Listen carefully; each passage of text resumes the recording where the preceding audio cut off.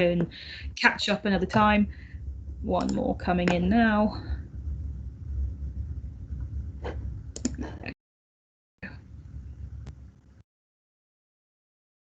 Okay.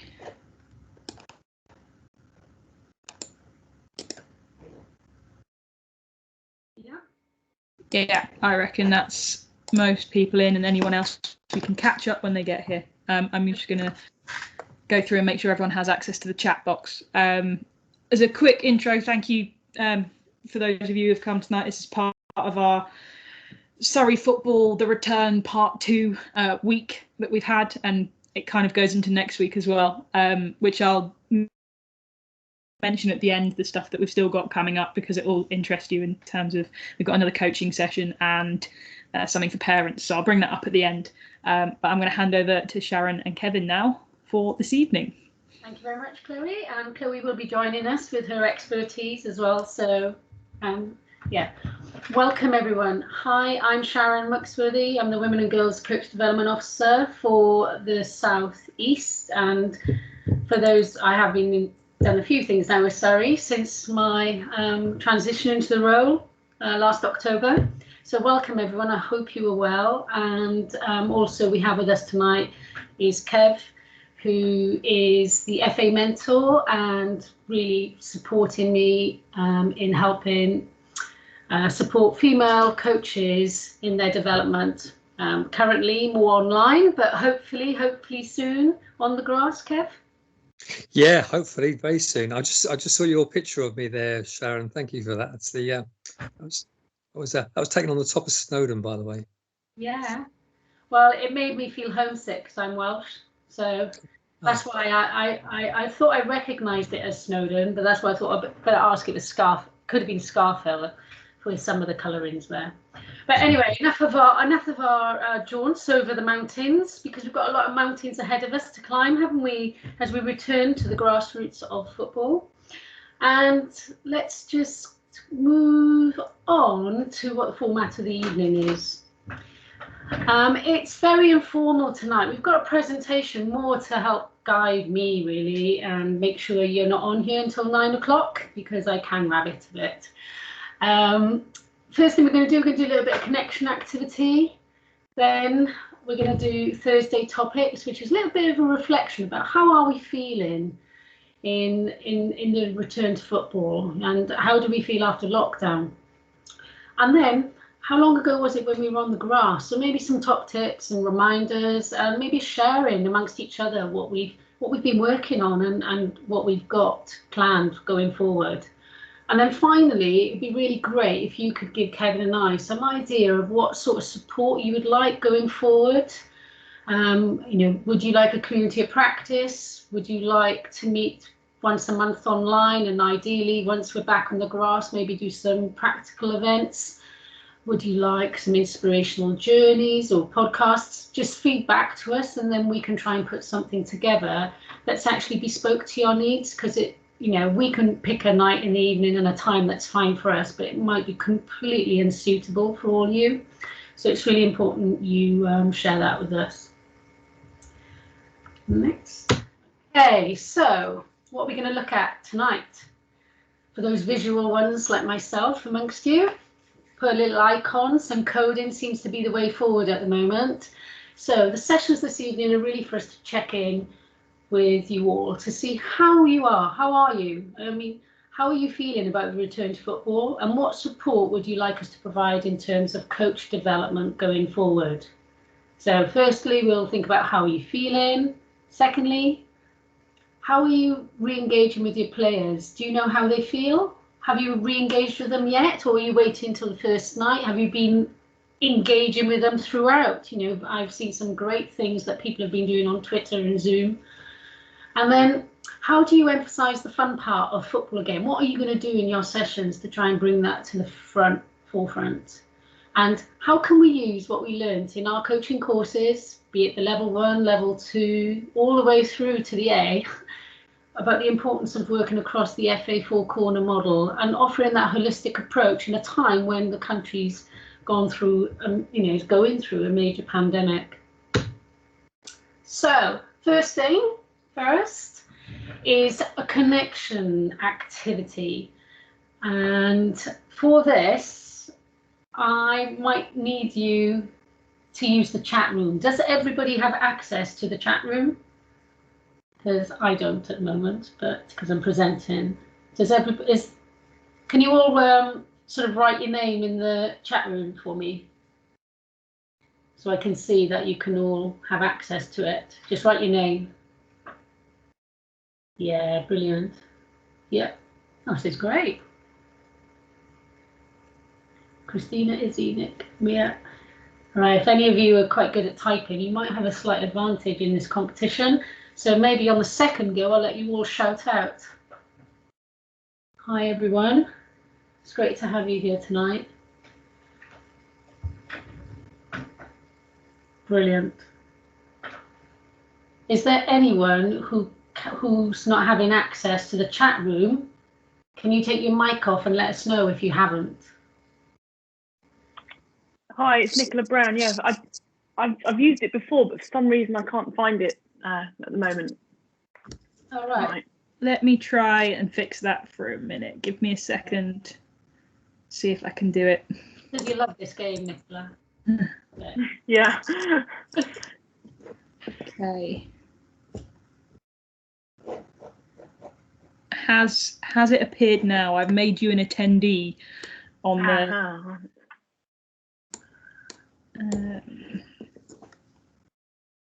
Hi, Chloe. It's Delia. Hi. Let me. Hi. I don't have it either. Let me try the same for you too. Thank you. Make an attendee. It's like as we're doing teams, we're learning more and more ways, aren't we, Chloe? Oh, definitely.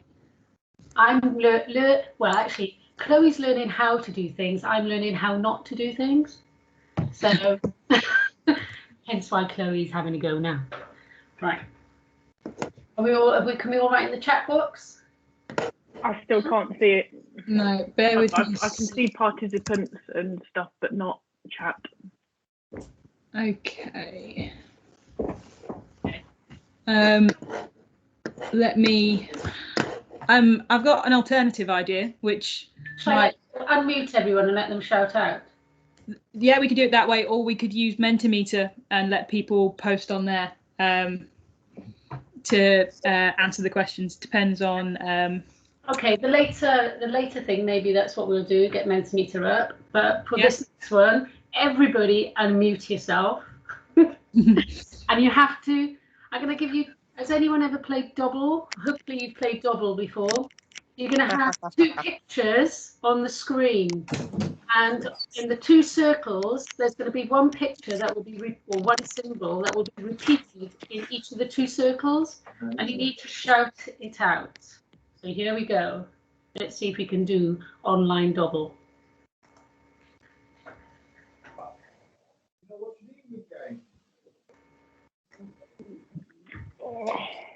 Shout it out if you can see it. Carrots, carrots. Oh, carrots. Carrots. Well done. Who was that? Joe.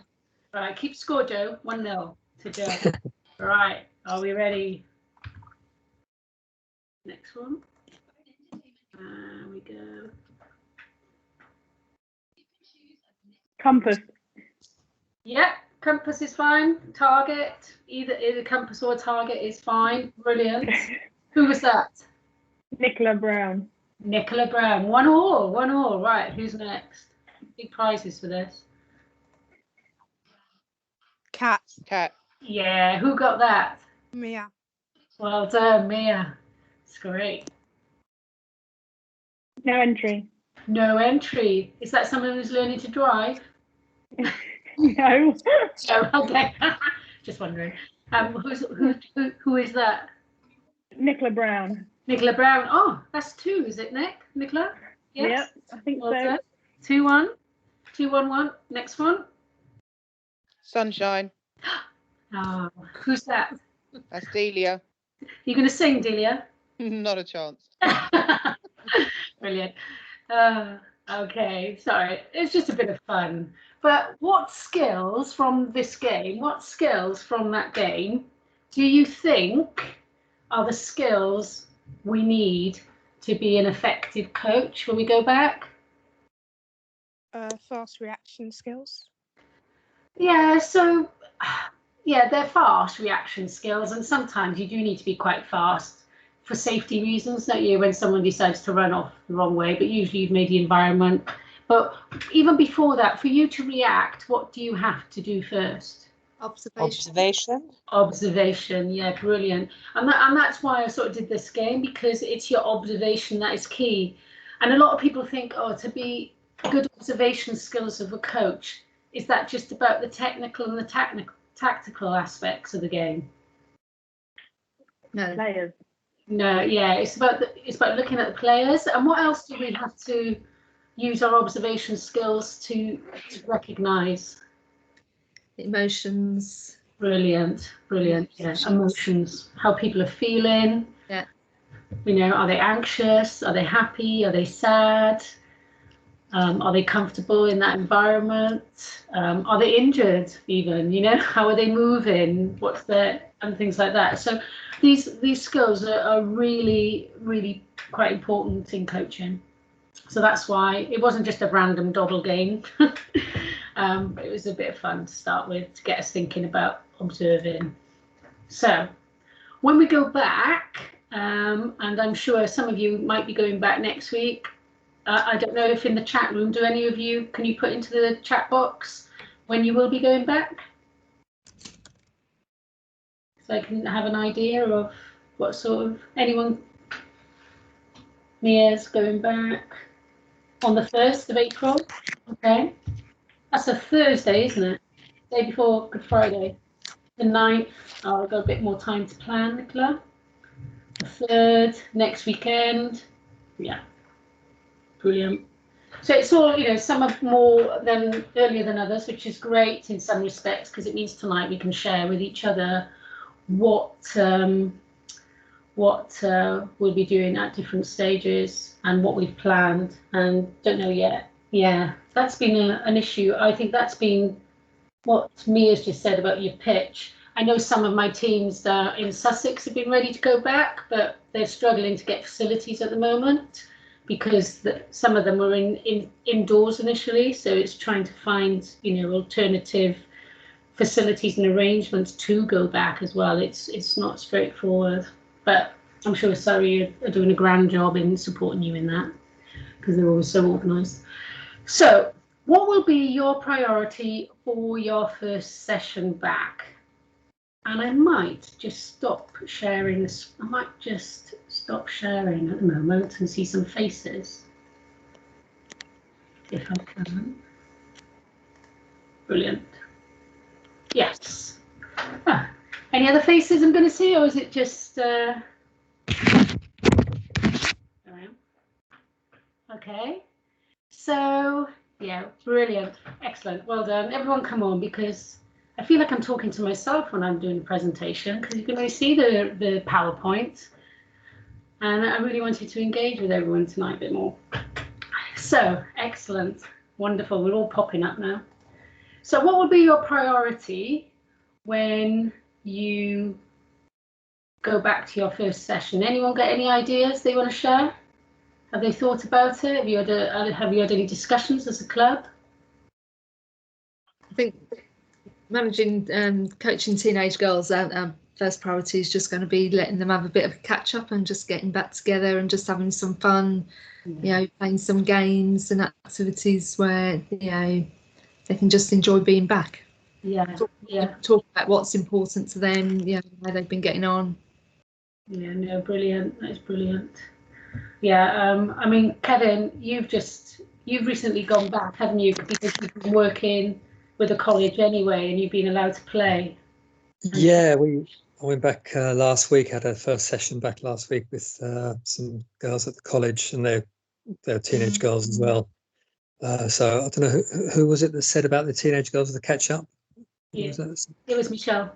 Michelle, yeah, Michelle, you're spot on. I thought about what I was going to do when we first started, and we talk about rival activities, as I'm sure you all know, and I've got a whole bunch of different rival activities. But do you know what? I thought, first of all, we'll just have a chat And we spent the first 5 minutes just as a group, just having a chat. And I mistakenly thought they'd all come back to college the week before, and then they told me they'd actually come back the day before.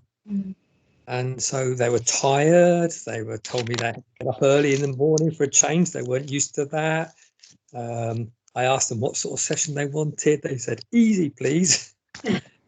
We had a laugh. It was, absolutely, totally catch up. The first part of the session was I just gave them a ball between 2 or 3 players. I said, just, have a little kick about, get used to the ball again. And they were just chatting. And that was fine. I left them. I mean, the ball was almost incidental. The ball would come to them, they'd kick it, but really they were chatting. And that was important, really important. I'll talk about the rest of it later on, but the first part was just, let's have a chat. Just try to get people to talk really about where they were at. Yeah. And I've now done the screen properly, haven't I? Which I was supposed to have done earlier. I was sharing 2 screens. So apologies, everyone. I just realised that as I looked at my iPad to my right. So yeah, and I think that's really important. Is about ensuring that what we are planning for is right for our children when they come back. And it's all about trying to reflect on what have they been through. This could be the first time they've been with their friends for a long time. And how can we as coaches ensure that the environment sort of is about them and about what they want. I think that's really key. So yeah, well done. There. All right. I'm just gonna share it again properly. It's just taking a while for some reason. All right, that's much better. Okay, so just brilliant. There you go. So what would be your priority for your first session back? I think we've all sort of said the children, not that they're never not our priority, or the players, to be honest. We're always pretty much good at ensuring that. The next thing is about, so how do we look at planning for that as a process? And one of the things I like to use when speaking with coaches, I always like to have like 3 R's or 3 I's or the ABCs. And it's most probably because of my reflection, and I used to be a teacher, so I always used to try and do things in a way that we remember them nice and easily. So for me, the first return to football when we go back is all about that reconnection, like what you, Michelle, have said, allowing the children to talk with each other, but and also most importantly, allowing time for you to ask how they are, what they've been up to, and try and sense what the last couple of months has been like for them. Then once you've reconnected, it's also important to have that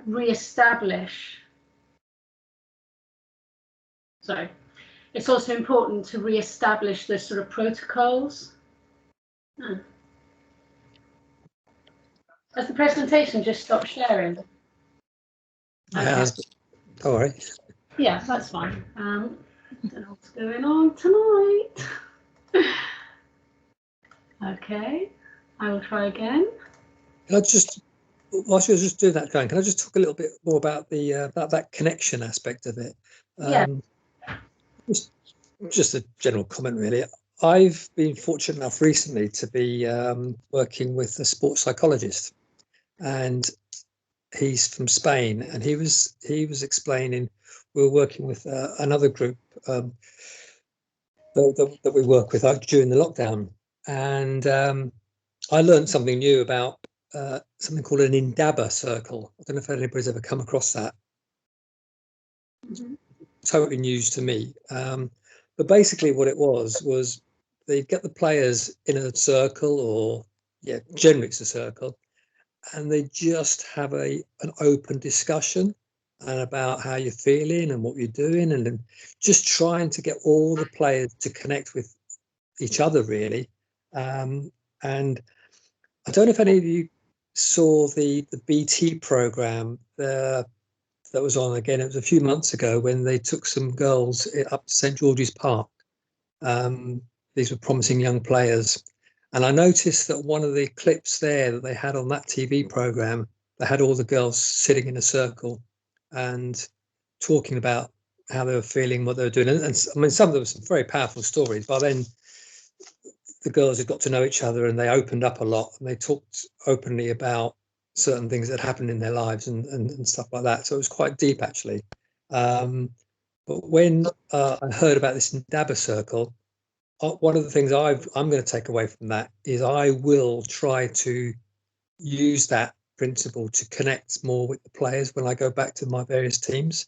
And if you've got a good relationship with your players and you know them quite well, then it's something maybe you could think about, just that first 10 minutes, or maybe even at the end of the session, just having getting them together and say, how did you feel? And just trying to get them to talk, really, and trying to connect. And that connection, Sharon's going to go on to talk about it, absolutely powerful, really powerful. Yeah, no, and it's great. And then sometimes I've sort of done that big circle, but also at the start I've tried to get them sort of warming up and stretching a bit, depending on the age group. Obviously, if they're young, I don't, but if they're teenagers, 13, 14, 19, then I would have them sort of warm up in threes and have a chat at the start, and then all come together at the end, because before there'll be a bit more angst. You've had your training session, things always seem a little bit more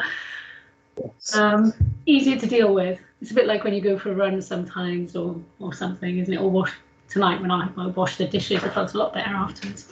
But but yeah, no, it is.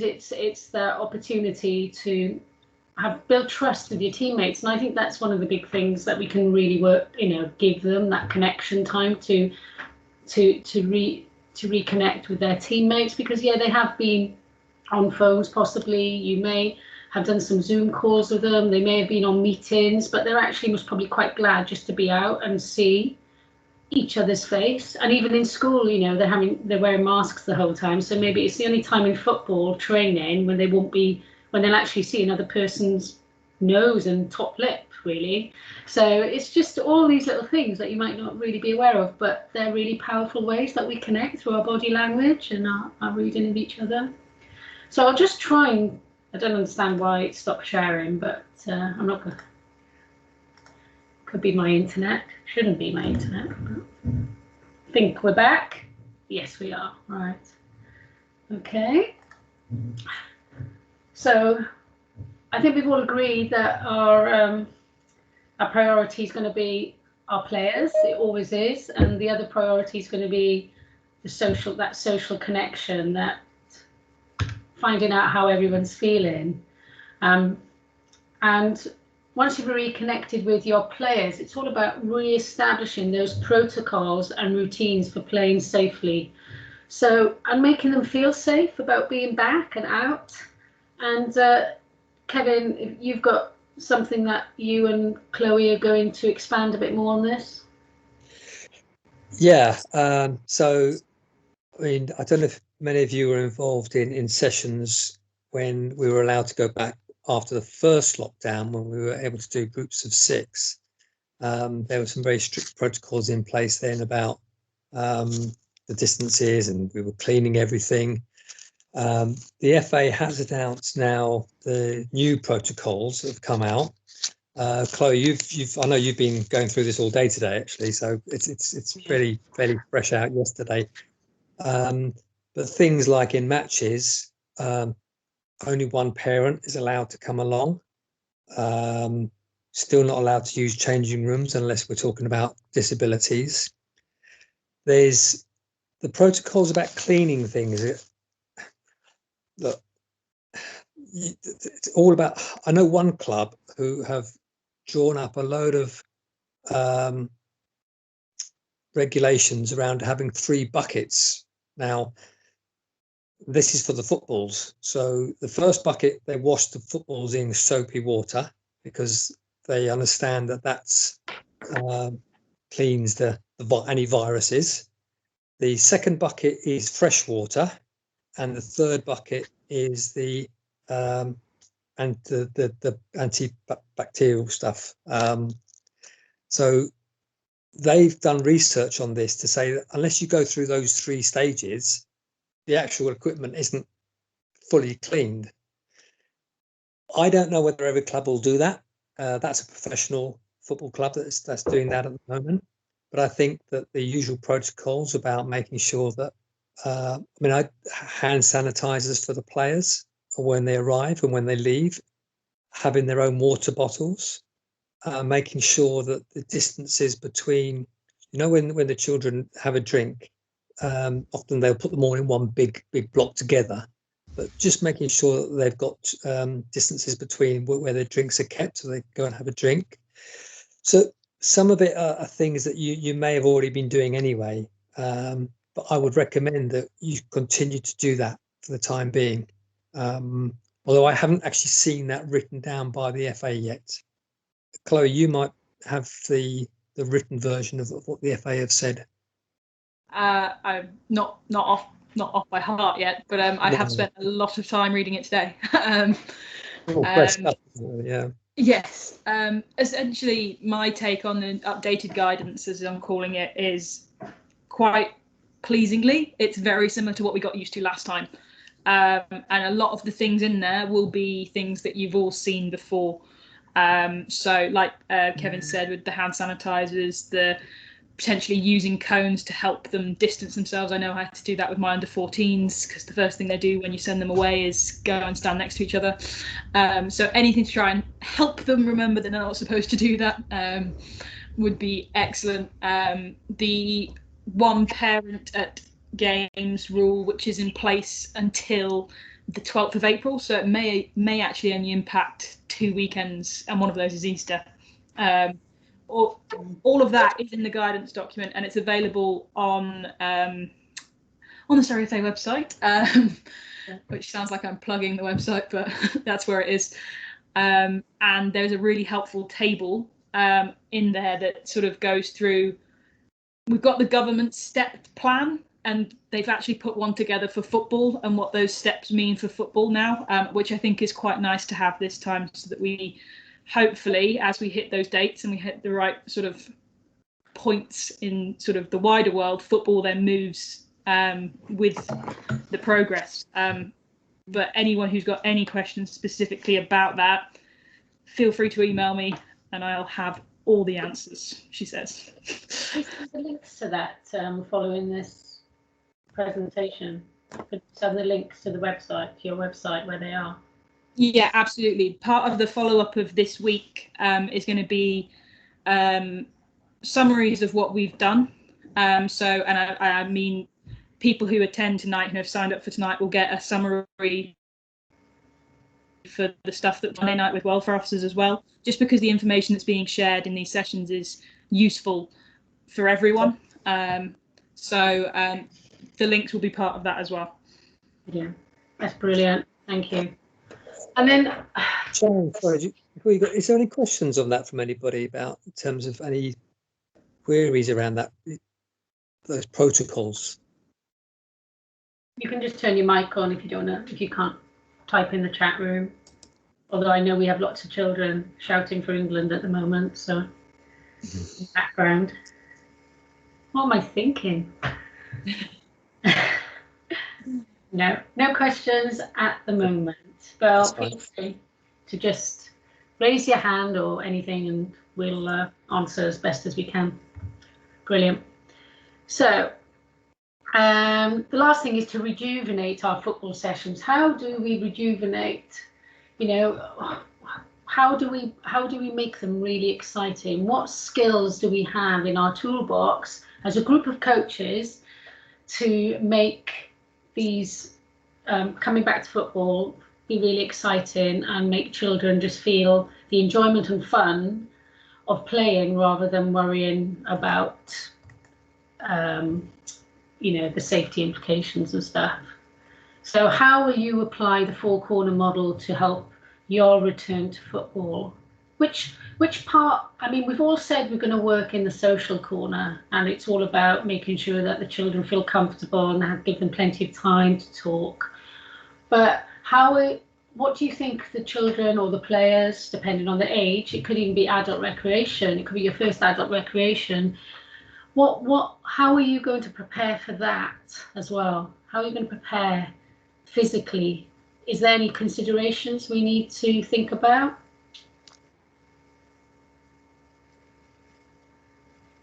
Anyone?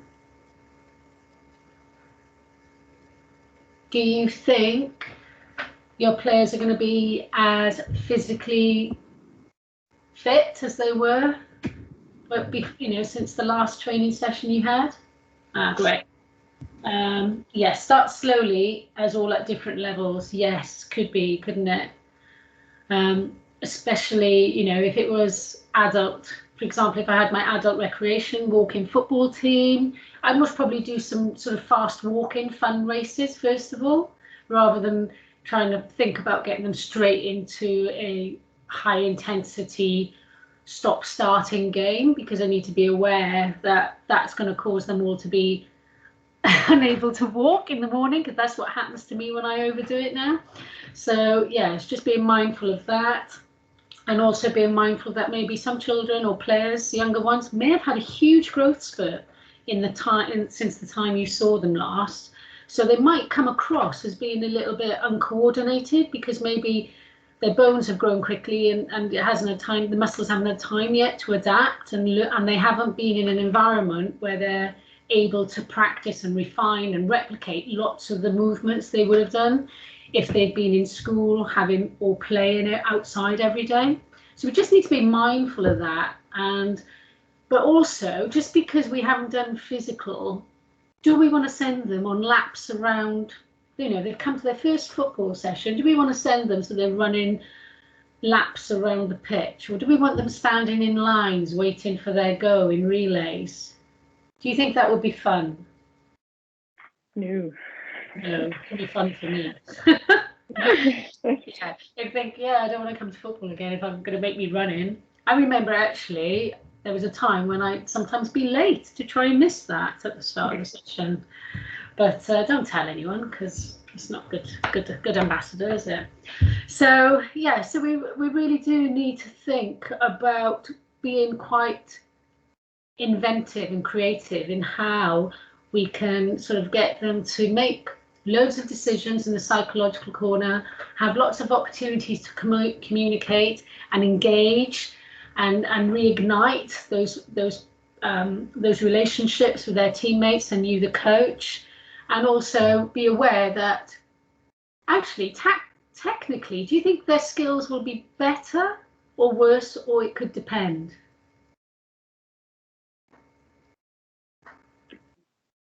I don't think there'll be a massive change on the technical side.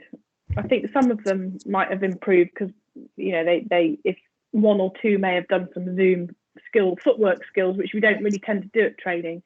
But those that haven't done any technical work, I don't think they'll all be roughly the same. I think it's the other it's like the physical and corner that I think will be the biggest variety, perhaps. Yeah, I think you're right. And I think actually some of them I think you're right, they might have had more opportunity to just be on their own and just practice a skill over and over again, just so actually technically their ball manipulation and familiarity skills actually might be a bit better. What they may struggle with is what to do with the ball when they've got it, because they haven't had the opportunity to scan, see space, and do those other things in the game, and recognize movements around them, because that's something they haven't had the opportunity to do. Although there is FIFA and there has been a lot of football on the pitch as well, so maybe they've taken something from that as well, if they've been lucky enough or had the opportunity to watch it.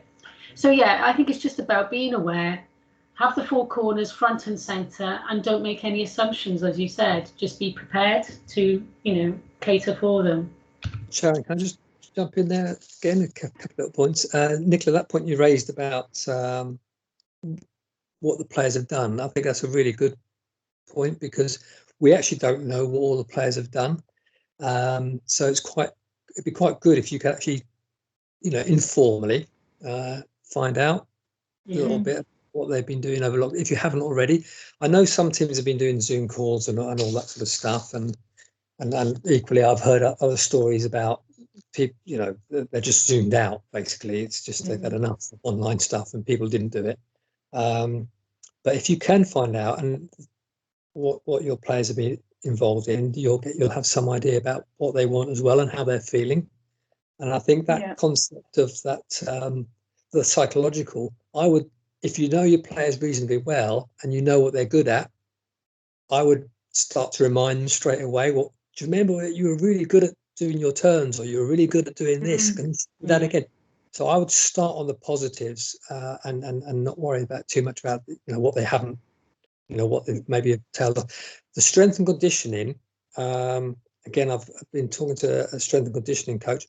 Every single player, every single age group will have dropped off, regardless probably of what they were doing, because they won't have been playing matches and in game situations. So even if they were doing the stuff at home and all those online stuff, almost guarantee you that every player, boys, girls, professional, top athletes, everybody will have dropped in their strength and conditioning during this period.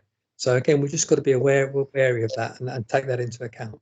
But my top tip would be remind what they're good at. And if you can make a little note of your players' names and get a little point of going up to them and going up to, how's Sharon, how's you been? Oh, remember what you were really good at with your right foot or whatever, brilliant. Just remind them. Yeah, because especially when you hopefully if you can remember all their names, that makes such a difference for that connection and making someone feel that you genuinely care.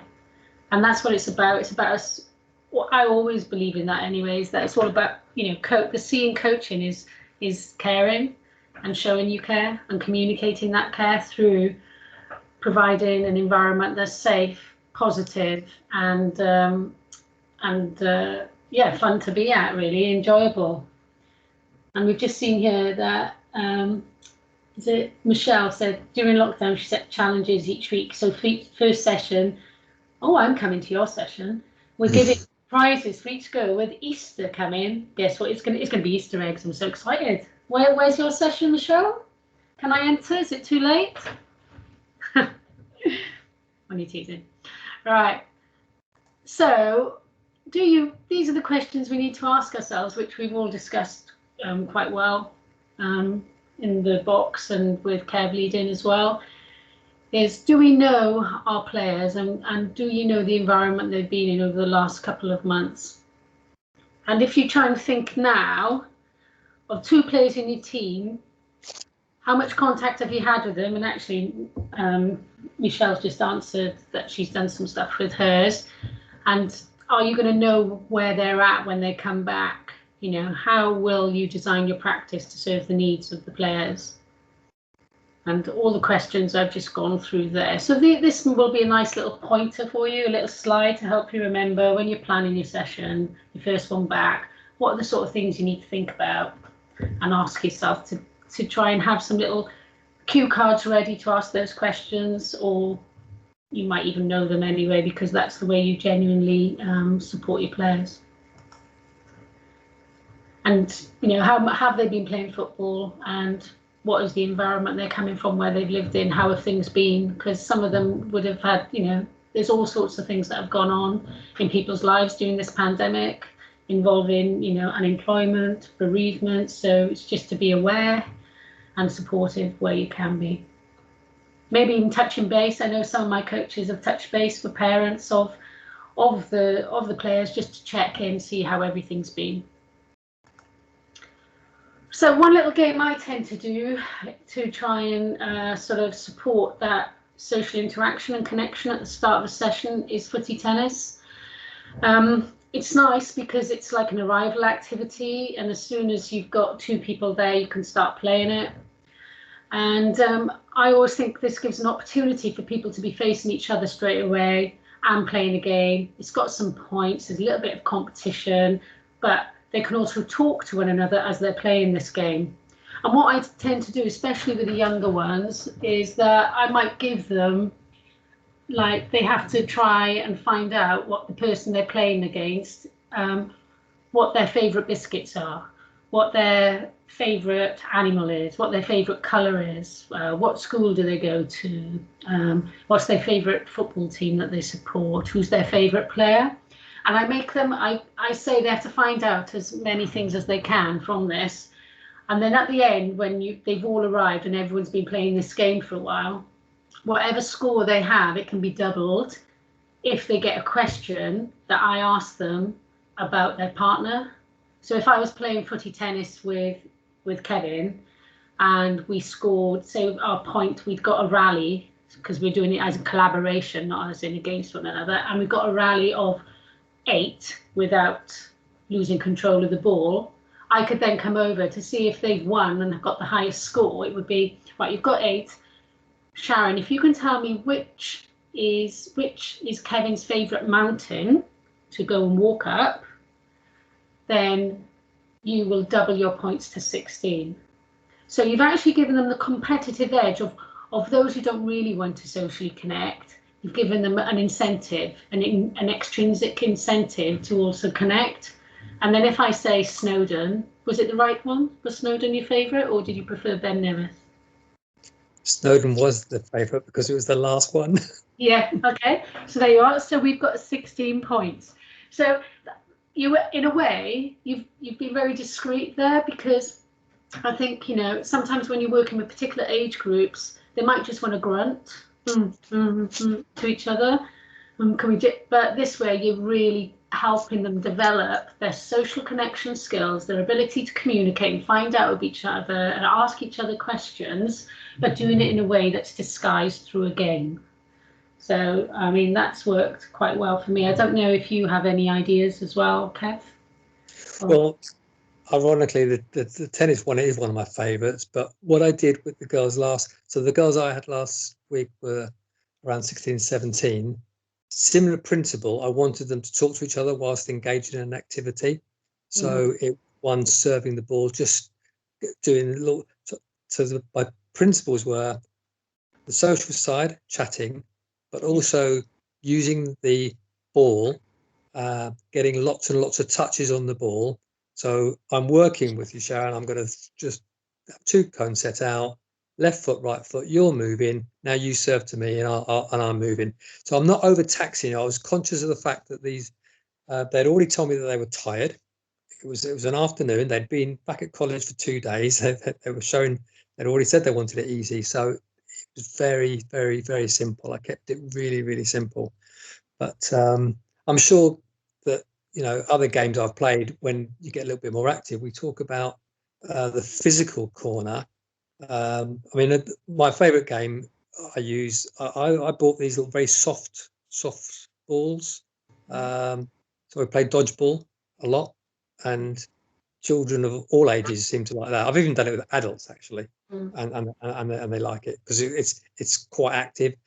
But again, you just got to be careful of the intensity of how much the area they're running around in and stuff. But children will generally find their own level of how much they want to run around. But so the dodgeball is great because they're soft balls, they're thrown at each other, it's harmless, and the real fun one is, can you hit the coach? So if I'm working with very little ones, is can you hit the coach? And they absolutely love that. Yeah. I mean, I've sometimes when we play in the small-sided games in football, I've often got like a small, you know, like a short tennis softball, and I call it Quidditch. So as we're all playing football, we also have the small Quidditch ball, and if you get the whole team to catch that and then shoot it as well, it becomes like 5 points as well. So that you're looking at their scanning up as well. And those who love Harry Potter obviously then love that game. So that's another good one as well. I mean, the social side again, because they're having to look and communicate, because you don't want to be passed the ball at your feet and at your hand at the same time. Well, I don't, because I'm not that skillful, but yeah, good. So that sort of brings our top tips really to a bit of a close. And what we really wanted to do tonight was trying to get some understanding of how we could support you as a group of coaches going forward. And I realise some of us don't have the chat room and so forth, but what does that look like for you? What would it be like? Some webinars where we just talk about a new practice and share it with you? Would it be a community of practice where we all just log in one night a week with a glass of something, tea, coffee, wherever you choose, and we just chat about oh, I had this problem, anyone got any ideas? Or, oh, I had this game worked really well with my group the other day, and sharing some good practice like that. I mean, has anyone got any ideas of what they would like going forward?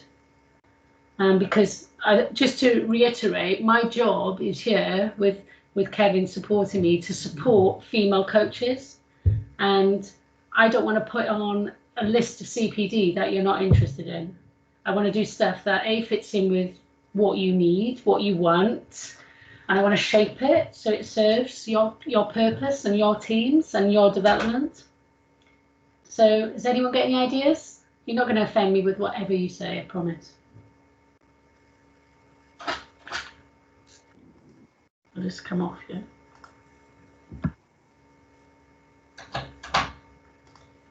It's going to chat. I'll jump in. I just think anything like this, for me personally, I always find really helpful and beneficial. For me, it's also good to hear what other people have been doing with their teams as well, which maybe I haven't been doing with mine. So I quite like the idea of it being quite a kind of like an informal type of conversation. Yeah. That's what I personally would like. That's great. And Izzy, just thinking, what are the best times for you to sort of come to a session like this? Is it 7? Is it easier to have it at 8 with a glass of wine? Is it, what is easier? I mean, I'm a uni student, so my times are probably more flexible than anyone else's. So you might want to ask others who probably have more responsibilities than me. But evenings are probably ideal. Yeah, any excuse for a glass of wine I'll take. So those sorts of things work. So like tonight was perfect for me. But then obviously I can appreciate there's other people who have like children and things where you might want to push that back forwards or backwards depending on that. But yeah, evenings probably work consistently good for myself. Yeah, because I sometimes think bath time, story time just finishes about 7:30, and you've either not had time to wolf down your food because you've been serving 3 different levels of food for the different dietary requirements in the house. That sometimes that might be on the time you're getting to eat, or you may have eaten with. So I'm very aware we've all got, we're like all puppets on strings with all these things hanging from us. So if it is a slightly later one, that's fine too. I'm a bit of a night owl anyway, so not too late, not midnight, because I'll turn into a pumpkin. But yeah, it's like, would 8 o'clock be better? Is that a better time? And just go for like, always 7:30 fine for most people on this call? 7:30 is fine for me. I've got kids, but anything to get out of bedtime. Okay. But if it was 8, I could do that as well. So I'm pretty flexible. But evenings probably are better. Yeah, 7:30 seems to be the. I think by the time you get into 8, it's like, can you sort of move from the sofa to through? Yeah. 7:30, my brain's still on. Drama, don't you? Everyone likes a 9 o'clock drama, even though we're all. Yeah, exactly. Yeah, true. And just, can you go on the chat room?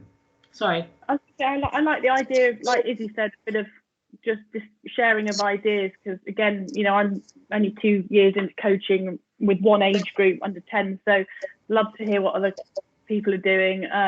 I also do like the sort of more structured kind of guidance from yourself and Kevin as well. So maybe a bit of both would be great. Yeah. And maybe some specific, if we could submit maybe ideas. One thing I'm battling with is trying to get my girls to enjoy the goalkeeper position, because we don't have a goalkeeper. So, I'd love to be able to ask questions about how people are designing practices that incorporate that side of it and making it a fun position that they don't panic when it's their turn in goal, things like that. Yeah. No, it's good. I mean, I actually have some resources as well linked to sort of superheroes and things. So like when you're saving goals, you sort of push like that. So it's almost like if you get them in the warm up, sort of doing more. Well, actually, I don't know. We need to think about COVID as well. But so many things to think of these days, isn't it? Yeah. So first of all, it may be that when you're playing tag, the person who's on it and you're developing the goalkeeping things could be to hit tag, they have to throw a ball at someone who's dribbling with the ball and they have to hit the ball. So you're getting them to throw the ball at a target, and then they might be more confident. And as we move out of COVID, I'm hoping, then, it can be thrown to one, once you pass the ball to someone who's been tagged and then they throw it back to you. So it's them being more confident about throwing, receiving, catching and spiking the ball. Yeah, so I have quite a lot of ideas, so that's something I'd be more happy to do something on as well. Yeah, that's great. The one thing that I've seen with younger teams, I mean, my team's under 15s, and I've been with them since they were under 11s, I think. As a parent initially, and then assistant coach. But the one thing when I watch the younger ones that makes me realise why some of them don't like playing in goal as well is also because of the goalie gloves that they're given. Either they come with no goalie gloves because they're not wanting to be goalies, or they're passed around this pair of goalie gloves which are like they're like wearing a pair of flippers, so it gives them no confidence with the ball. So as a club, we've tried to make sure we've got old pairs of different size gloves. But that's what I would encourage with the younger ones. I'd encourage any parent, get your child a pair of gloves that actually fit, because you wouldn't send them out in a pair of football boots that are 6 sizes too big or too small, but you try and wedge on a pair of goalie gloves, and so then they don't feel that it's their role. Whereas actually my daughter plays in goal for us for her school team. So when we are struggling, if we lose our goalie for whatever reason, she doesn't have a choice because she's my daughter. It's like you're in goal.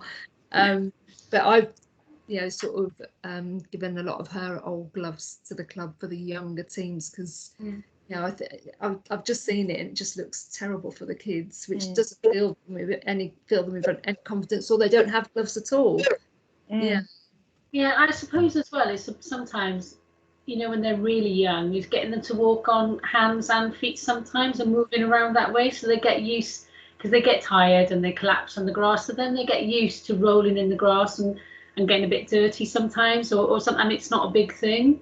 So when you do that, then they think it's fine. And then sometimes playing games where they're on their knees just rolling stuff towards each other, and they have to try and score through 2 things along the floor, but they're on the knees. So, and then get them standing after that, so have a progression, so they're then learning about the traction and the timing of the ball, but you're actually developing their goalkeeping skills, their handling and movement skills without them realising. And that's part of the thing sometimes, because they don't, I suppose it's learning how to fall without hurting yourself. So learning how to roll and things like that. For mine, it's even just remembering to use their hands, because they've played less than 2 seasons of football, and mostly we do outfield practice. And then so one thing I really do want to do is bring in a regular kind of goalie fun session, just to make them all confident to play in goal and know what they're doing, and give them the confidence. Because I just think it's just unfair. No wonder they don't want to do it, because we don't practice it. But some of those ideas are really helpful. Like, look, I'm thinking of rival games that involve hands. I've been watching some goalkeeping stuff tonight, actually, just to get some ideas of fun games that make them want to go in goal, and and the trouble again that you have with the younger ones is because you do like a rolling goalie, don't you? And I watched I think they were the under 10s, and the girl had just come out of goal, having done her stint in goal, and then of course she was then in defence, and the ball came to her, and she automatically just coursed and gave away a penalty. And it was, my poor daughter was referee. Oh, no. She had to blow for a penalty, but because they again trying to sort of, and I'm not sort of belittling that age group, but trying to switch from goalkeeper to now outfield player, in the matter of like minutes within a match, a natural instinct is to then go to catch the ball when it comes to them again. So I do feel for that age group when you don't have goalie for either one half and the second half. Yeah. Yeah. It's a little game I do with my Wildcats. It's called the 3 C's, and it was catch, coordination, and communication. So they have to keep kicking the ball to each other as a pair, but they also have to throw at the same time. Mm. You think that it's really difficult to do, plus have a conversation. And girls think it's easy, but they're like, oh, it is really hard because it's not a natural thing. But actually, that really helps, and it's a nice little arrival activity, and it's funny as well when they get it wrong. And make sure you don't put someone who throws the ball really hard with someone who's a bit, try and pace them, because you can. I've been hit in the nose by 1 or 2 of them sometimes. When another child asks for help, I turn around, they've still chucked it at me. But it's just, those sort of things are brilliant. Okay. Michelle, what you said there is really good, but that happened to me with an under 17-year-old boy as well. It's not, honestly, and he came out a goal like that. We didn't have a goalkeeper, and he came out and he just suddenly picked up the ball, and all the other lads just turned around and said, "What are you doing?" I forgot his. Yeah. And it was very funny, but I mean, it was quite. Nicola, I agree. I think what your concept of getting the fun games with the goalkeeper is spot on, and I think I'll have a little think as well, and Shannon will certainly be able to. So, and that's a great discussion to have. Because you identified an area that probably gets overlooked quite a lot, and I've been guilty of overlooking it, I must confess. But I hear people say to me, "Oh, you need a goalie," and I think, no, I don't need I'm not going to go and find a new player. We've already got 12 people in our team. Take them. Exactly, and it should be a great fun activity. Go and goal, try and catch the ball, dive around, try and get an attack going. There's lots of fun things that, be the superhero, like you were saying, Sharon. And I think that's actually something I might play on, because the biggest challenge often is the psychological impact for them if they let a goal in. And I spend a lot of time saying, well, trying to bring them back up, confidence wise, if they let a goal in, by saying, it's the whole team defends, and well done for stepping up and giving it a go. And it's an area that really bugs me a bit. I've seen boys burst into tears, because they let it in, and refused to sort of carry on in goal. And my daughter actually played for the boys' school team, and it ended up having to go in goal because none of the boys would go in, and that's why she then started playing in goal. It is a confidence thing, but as I say to them, they've gone past. In my team, they've gone past 10 players before they've come to you. So if 10 players have stopped, why do they expect you as the last resort who's going to stop it? But and I think it's just reminding the team that all of you are all of you are part of that, defending that goal, not just the goalkeeper. Yeah. So the concept of superheroes, and you use superhero, I talk about superpowers. I think that's a thing that you could use anywhere on the pitch. If there's any area on the pitch that you want to focus on for any of your players, you can give that player a superpower or be a superhero. And if you're doing it to the goalkeeper, what I've done in the past is given the superpower to the goalkeeper. The goalkeeper can make the decision, and so they can make a call to say, I'm going to freeze the opposition for 10 seconds or 6 seconds or whatever the case may be, or I'm going to make the opposition hop for the next 10 seconds and all that. And again, it's giving them the power, so they've got reward for it, but it's also making it into a fun game as well. Girls really like that. Yeah. Sorry? I think young girls like telling people what to do and being in charge. It's a real thing they love to do, especially at those developmental, years 3, 4, and 5, especially. But that's good. Excellent. Any others? I'm really interested to know what sort of age groups you all coach and what issues you might have. Yeah, we could ask some of them to put in the chat room any age groups we've got. So Nicola, you've got under 10s, is that right? Me, yes, under 10 girls, second season. Second season. Oh, we got some under 14s. That's the other Nicola. And Izzy, what age group do you have?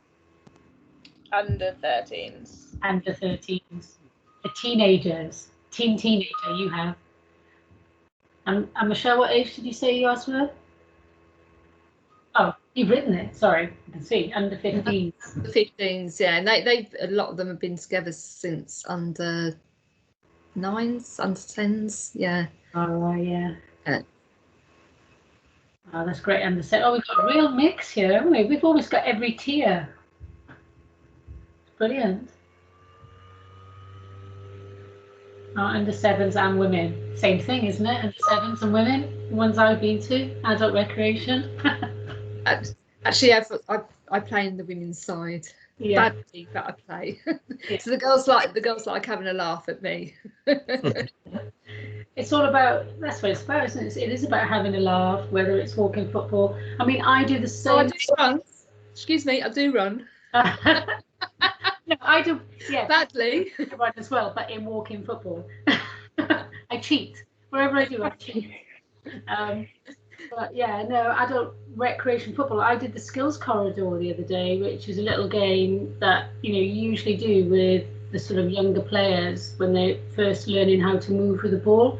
It was just that my focus for my adult recreation wasn't about, it was going to improve their close ball skills, but what I knew is that there were some new women who joined that group, and I wanted to keep everyone close together before sort of COVID and stuff, so that the balls wouldn't be running off and no one would feel isolated. So the games do work across all the age groups. It's just that what you want from them is different sometimes, and that's hopefully something I can share with you, and you can share with me with how you've used the game. And I heard something today from a colleague that he was watching he had a little female player who was walking with the ball and keeping it close to her, and he was saying, oh, well done, you're doing that, you're doing that really well. How can you explain to your friend how you're managing to keep control of the ball, rather than telling her? And she said, yeah, because she was on an astro turf with lights, she said, yeah, I'm keeping the ball in my shadow. And he's used that ever since as a coaching technique, and he learned that little tidbit of information from a 7-year-old girl, because he was like, gosh, yeah, that is so simple, but you need to be a 7-year-old girl to realize, or someone that age to understand that. And he said he couldn't remember that far back. But yeah, so we can learn a lot from one another, from the players we coach, and that's why I think this would be a really nice environment for us all to meet.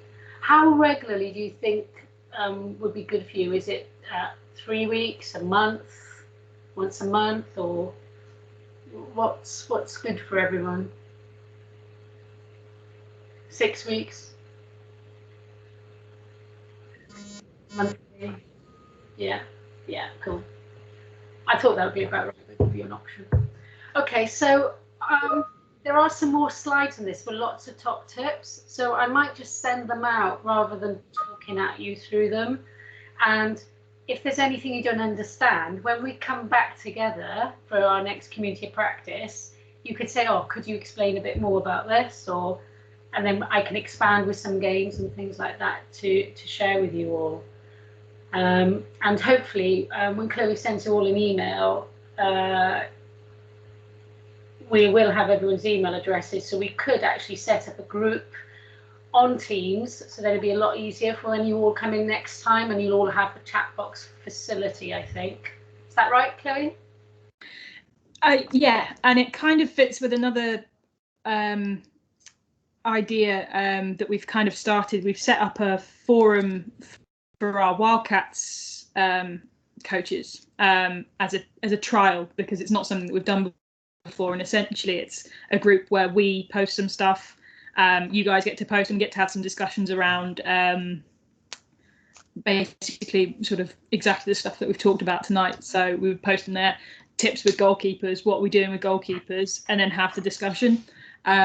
So I'm happy to set that up and offer that out. I'll talk to my colleague Dom, who's started his Wildcats one, and sort of copy the model, I think, because I think it's working. Yeah, no, that'd be brilliant. And thank you everyone for joining tonight and giving up your time. I really appreciate it. And I'm looking forward to meeting you all, you know, for real, non-virtually, on the side of the pitch, watching you with your teams. And that's another thing that we could, you know, hopefully offer when we are back to playing football, is that, you know, I can come and co-coach, support you. Kevin can come and support, observe, whatever you want us to do, really. We're there for your disposal. We can either be a parrot on your shoulder, or you can make us run around showing some stuff, whatever works for you and whatever you need from us. We're there to serve, aren't we, Kev? That's our motto. Absolutely. It's extremely busy, so we may have to change it. No, we're there to serve. So, yeah, hopefully see you very soon. And when you get an email from Chloe, hopefully it will invite you to the Teams group, and then we'll update you when the next one is. Is there the best night? I'm just thinking about training nights and things like that. Not Thursdays for me, please. Is anyone, what about Mondays, Tuesdays, or Wednesdays? What are Wednesdays like for everybody? Good. Not Friday, probably. Many people invoking it in the whole ceremony. Hi guys, I can't do a Wednesday only because I play cricket. But any other day is good. Is Monday good for everyone? Yeah. It's probably the best day, to be fair. Monday I play netball, but if it's once a month, then I don't mind missing it. You know, once a month. Because again, I play netball badly, but you know. I'm sure you don't. I can tell you I do. I'm 5'2". I just, Yeah, but that's a good way. I just go defend. just go for a bit of social. So I don't mind. Tuesday work at all? Would Tuesday work for anybody? Tuesday's fine. Yep. Anyone can't do a Tuesday?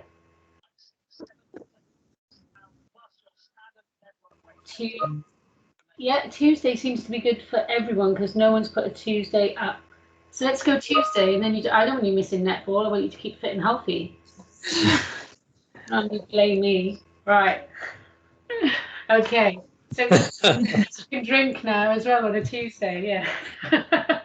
It's a glass to fill. You need to fill that one up. Okay, so in the next month or so, we'll send out an invite to that, but also following this, we'll send you the slides and things from today. And nice to meet you all. Thank you.